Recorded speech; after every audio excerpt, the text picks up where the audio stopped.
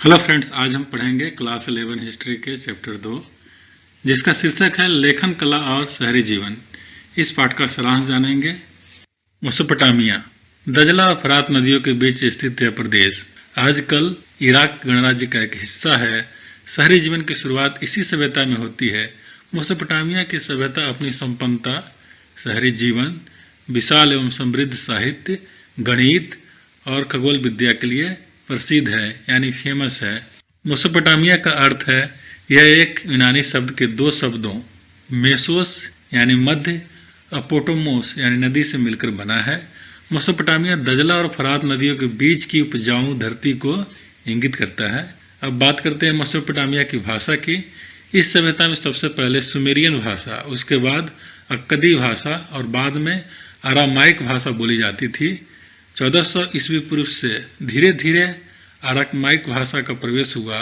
यह हिब्रू भाषा से मिलती जुलती थी और 1000 ईस्वी पूर्व के बाद यह व्यापक रूप से बोली जाने लगी और आज भी इराक के कुछ भागों में यह बोली जाती है। मेसोपोटामिया की ऐतिहासिक जानकारी के प्रमुख स्रोत इमारतें हैं, मूर्तियां हैं, कतरे, आभूषण, औजार, मुद्राएं, मिट्टी के पट्टिकाएं तथा लिखित दस्तावेज हैं। अब बात करेंगे मेसोपोटामिया की भौगोलिक स्थिति के बारे में। इसके शहरीकृत दक्षिण भाग को सुमेर और अक्कद कहा जाता था। बाद में इस भाग को बेबीलोनियन कहा जाने लगा। इसके उत्तरी भाग में असीरियाइयों के कब्जा होने के बाद असीरिया कहा जाने लगा। इस सभ्यता में नगरों का निर्माण 3000 ईस्वी पूर्व में प्रारंभ हुआ था। उरुक, उर और मारी इसके प्रसिद्ध नगर थे। यहाँ स्टेपी घास के मैदान हैं, अतः पशुपालन खेती की तुलना में आजीविका का अच्छा साधन है। अतः इसलिए यहाँ कृषि, पशुपालन एवं व्यापार आजीविका के विभिन्न साधन थे। यहाँ के लोग औजार बनाने के लिए कांसे का इस्तेमाल करते थे। यहाँ के उरुक नगर में एक स्त्री का शीर्ष मिला जो सफेद संगमरमर के तराश कर बनाया गया था, वारका शीर्ष कहते हैं। श्रम विभाजन एवं सामाजिक संगठन शहरी जीवन एवं अर्थव्यवस्था की विशेषता थी। यहाँ खाद्य संसाधन तो समृद्ध थे, परंतु खनिज संसाधनों का अभाव था, जिन्हें तुर्की, ईरान अथवा खाड़ी के देशों से मंगाया जाता था। यहाँ व्यापार के लिए परिवहन व्यवस्था अच्छी थी, जो जल मार्ग थी। फरात नदी व्यापार के लिए विश्व के मार्ग के रूप में प्रसिद्ध थे। शहरी अर्थव्यवस्था में हिसाब किताब, लेन देन रखने के लिए यहाँ लेखन कला का भी विकास हुआ था। लेखन कला की बात करें तो मेसोपोटामिया में जो पहली पट्टिकाएं पाई गई थी, वे लगभग 3200 ईस्वी पूर्व की है। इस पर सरकंडे की तीखी नोक से कीलाकार लिपि द्वारा लिखा जाता था। इन पट्टिकाओं को धूप में सुखा लिया जाता था। लेखन प्रणाली की विशेषता है, ध्वनि के लिए कीलाक्षर या कीलाकार चिन्ह का प्रयोग किया जाता था। वह एक अकेला व्यंजन या स्वर नहीं होता था। अलग अलग ध्वनियों के लिए अलग अलग चिन्ह होते थे, जिसके कारण लिपिक को सैकड़ों चिन्ह सीखने पड़ते थे। सूखने से पहले इन्हें गिल्ली पट्टी पर लिखना होता था। लिखने के लिए कुशल व्यक्ति की आवश्यकता होती थी। इसमें भाषा विशेष की ध्वनियों को एक दृश्य के रूप में देना होता था। कीलाकार क्यूनिफॉर्म, यह एक लातिन शब्द है जो क्यूनियस जिसका अर्थ है छुट्टी और फॉर्मा जिसका अर्थ है आकार से मिलकर बना है। बात करेंगे मेसोपोटामिया की कृषि और जलवायु के बारे में। दजला और फरात नाम की नदियां उत्तरी पहाड़ों से निकलकर अपने साथ उपजाऊ मिट्टी ला रही है। जब इन नदियों में बाढ़ आती थी अथवा इसके पानी को सिंचाई के लिए खेतों में ले जाया जाता था, तब यह उपजाऊ मिट्टी वहां जाकर जमा हो जाती थी। यहाँ का रेगिस्तान भाग जो दक्षिण में स्थित है, यहाँ भी कृषि की जाती है।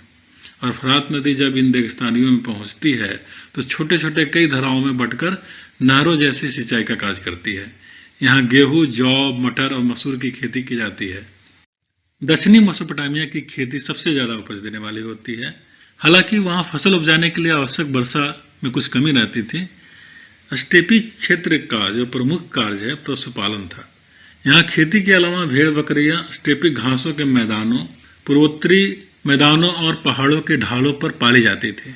मेसोपोटामिया का प्राचीनतम नगर यानी सबसे पुरानी नगर। इस सभ्यता में नगरों का निर्माण 3000 ईस्वी पूर्व में प्रारंभ हो गया था। उरक, उर और मारी इसके प्रसिद्ध नगर थे। यहाँ उर नगर में नगर नियोजन पद्धति का अभाव था। गलियां टेढ़ी मेढ़ी एवं संकरी थी। जल निकासी प्रणाली अच्छी नहीं थी। उर्वासी घर बनाते समय शकुन अपशकुन पर विचार करते थे। 2000 ईस्वी पूर्व के बाद फरात नदी की ऊर्ध्वधारा पर मारी नगर शाही राजधानी के रूप में फला फूला। यहाँ अत्यंत महत्वपूर्ण व्यापारिक स्थल पर स्थित था। इसके कारण यह बहुत समृद्ध और खुशहाल था। यहाँ जिब्रिलियम का राजमहल है तथा एक मंदिर भी मिला है। कालगणना की बात करें तो कालगणना और गणित की विद्वतापूर्ण परंपरा दुनिया को मेसोपोटामिया की सबसे बड़ी देन है। इस सभ्यता के लोग गुणा, भाग, वर्गमूल, चक्रवृद्धि, ब्याज आदि से परिचित थे। कालगणना के लिए यहाँ के लोगों ने एक वर्ष को 12 महीनों में और एक महीने का 4 हफ्तों में, एक दिन का 24 घंटे में और एक घंटे को 60 मिनट में विभाजित किया था। मेसोपोटामिया के शहरों के प्रकार 3 प्रकार के थे। वे जो मंदिरों के चारों ओर विकसित हुए शहर थे, वो जो व्यापार के केंद्रों के रूप में विकसित हुए शहर थे, और तीसरा शाही शहर। मेसोपोटामिया के शहरीकरण और नगरों की बसावट की बात करें तो शहर और नगर बड़ी संख्या में लोगों के रहने के स्थान नहीं होते थे। जब किसी अर्थव्यवस्था में खाद्य उत्पादन के अतिरिक्त अन्य आर्थिक गतिविधियां विकसित होने लगती है, तब किसी एक स्थान पर जनसंख्या का घनत्व बढ़ जाता है। इसके फलस्वरूप कस्बे बसने लगते हैं। शहरी अर्थव्यवस्थाओं में खाद्य उत्पादन के अलावा व्यापार, उत्पादन और तरह तरह की सेवाओं के लिए महत्वपूर्ण भूमिका होती थी। नगर के लोग आत्मनिर्भर नहीं रहते थे। उन्हें नगर या गांव के अन्य लोगों के द्वारा उत्पन्न वस्तुओं या दी जाने वाली सेवाओं पर आश्रित होना पड़ता था। उनमें आपस में लेन देन होता रहता था। इस प्रकार हम देखते हैं कि शहरी क्रियाकलाप से गांव के लोग भी जुड़े हुए रहते थे। शहरी जीवन की विशेषताएं। शहरी जीवन में श्रम विभाजन होता था। विभिन्न कार्यों से जुड़े लोग आपस में लेन देन के माध्यम से जुड़े रहते थे। शहरी निर्माताओं के लिए ईंधन, धातु, विभिन्न प्रकार के पत्थर, लकड़ी आदि जरूरी चीजें अलग अलग जगहों से आती थी। मेसोपोटामिया के शहरों में माल की आवाजाही। मेसोपोटामिया के खाद्य संसाधन चाहे कितने भी समृद्ध रहे हो, उसके यहाँ खनिज संसाधनों का अभाव था। दक्षिण के अधिकांश भागों में औजार, मुद्राएं, मोहरे और आभूषण बनाने के लिए पत्थरों की कमी थी। इराकी खजूर और पोपलार के पेड़ों की लकड़ियां, गाड़ियों के पहिए, नावें बनाने के लिए कोई खास अच्छी नहीं थी। औजार, पात्र, गहने बनाने के लिए कोई भी धातु उपलब्ध नहीं थी। मेसोपोटामिया के लोग संभवतः लकड़ी, तांबा, रांगा, चांदी, सोना, सीपी और विभिन्न प्रकार के पत्थरों को तुर्की और ईरान अथवा खाड़ी के देशों से मंगाते थे, जिसके लिए वे कपड़ा और कृषि या अन्य उत्पादन काफी मात्रा में वे निर्यात करते थे। परिवहन की बात करें तो सबसे सस्ता और आसान साधन जल मार्ग था। मेसोपोटामिया शहरों के लिए जल मार्ग का सबसे प्रमुख साधन होने का कारण था। मंदिरों की बात करें तो मेसोपोटामिया के कुछ प्रारंभिक मंदिर साधारण घरों की तरह थे। अंतर केवल मंदिर की बाहरी दीवारों के कारण था, जो कुछ खास अंतराल के बाद भीतर और बाहर की ओर मुड़ जाती थी। और चंद्र एवं इन्ना प्रेम एवं युद्ध की देवी यहाँ के प्रमुख 2 देवी देवता थे। एक कच्ची ईंटों का बना हुआ होता था। इन मंदिरों में विभिन्न प्रकार के देवी देवताओं का निवास स्थान था। जैसे उर को चंद्र देवता था और इन्ना जो प्रेम और युद्ध की देवी थी।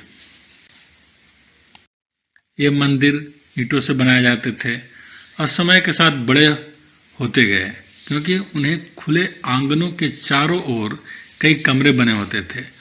कुछ प्रारंभिक मंदिर साधारण घरों से अलग किस्म के नहीं होते थे, क्योंकि मंदिर भी एक किसी देवता का घर ही होता था। मंदिरों की बाहरी दीवारें कुछ खास अंतरालों के बाद भीतर और बाहर की ओर मुड़ी हुई होती थी। यही यहाँ के मंदिरों की विशेषता थी। देवता पूजा।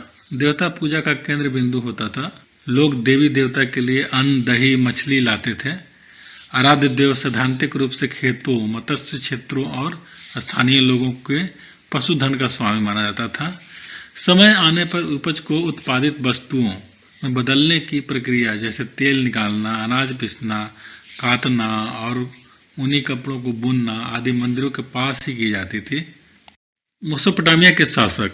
समय का यह विभाजन सिकंदर के उत्तराधिकारियों द्वारा अपनाया गया और वहां से रोम तथा इस्लाम की दुनिया में तथा बाद में मध्ययुगीन यूरोप में पहुंचा।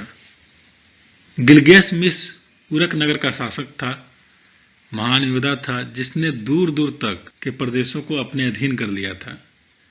असीरियाई शासक असुर बिन पाल ने बेबीलोनिया से कई मिट्टी की पट्टिकाएं मंगवाकर न्यूएन में एक पुस्तकालय स्थापित किया था। नेबोपोलसर ने 625 ईस्वी पूर्व में बेबीलोनियन और असीरियाई आधिपत्य से मुक्त कराया था।